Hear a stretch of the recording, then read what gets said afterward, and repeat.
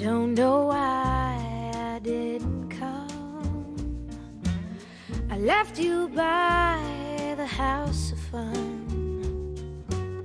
I don't know Ah, Norah why Jones, et c'est parfait pour accueillir Christelle Balestrero. Bonjour Christelle. Bonjour Damien. On va chouchouter notre peau. Et alors, vous me dites que ça commence par des milliards de bactéries qui la composent. Absolument. Et c'est vrai qu'on parle très peu souvent de la peau. Or, c'est le plus gros organe de notre corps. Imaginez 3,5 kg, 2 mètres carrés de peau.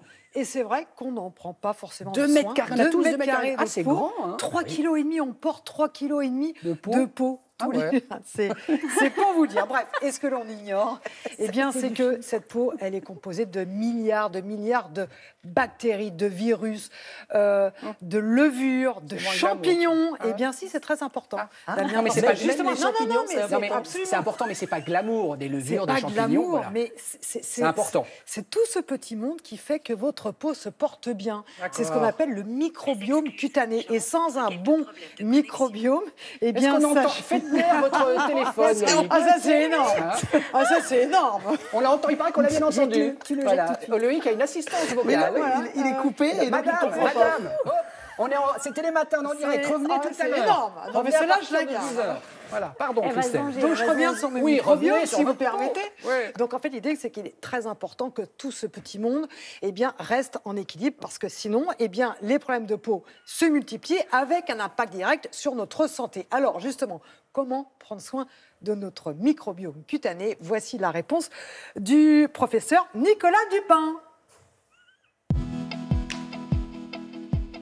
La peau, c'est un organe vivant, au même titre que le cœur ou le poumon, avec une fonction essentiellement de protection, protéger l'organisme.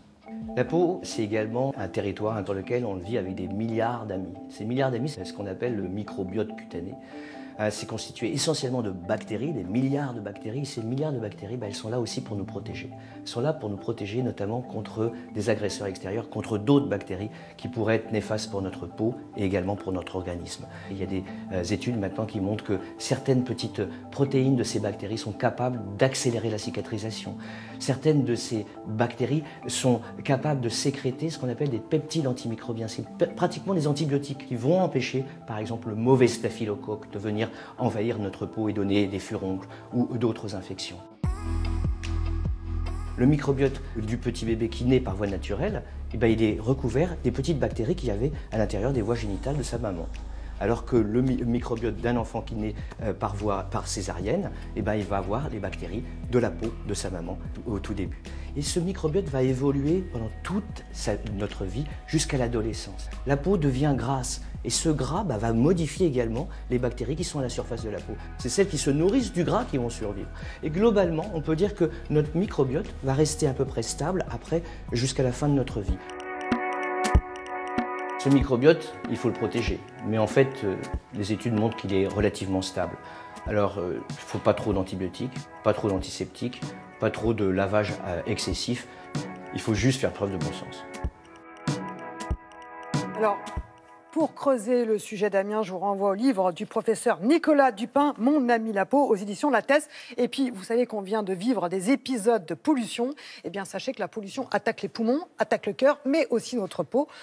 Pourquoi? Parce que, effectivement, on augmente l'oxydation de la peau. C'est pour cette raison qu'il faut bien la nettoyer tous les soirs, bien l'hydrater et surtout aller vers des antioxydants, c'est-à-dire des aliments qui sont riches en vitamines, surtout la vitamine C et la vitamine E. Les deux ensemble, c'est super. Exemple, le matin, un kiwi, c'est excellent pour votre peau.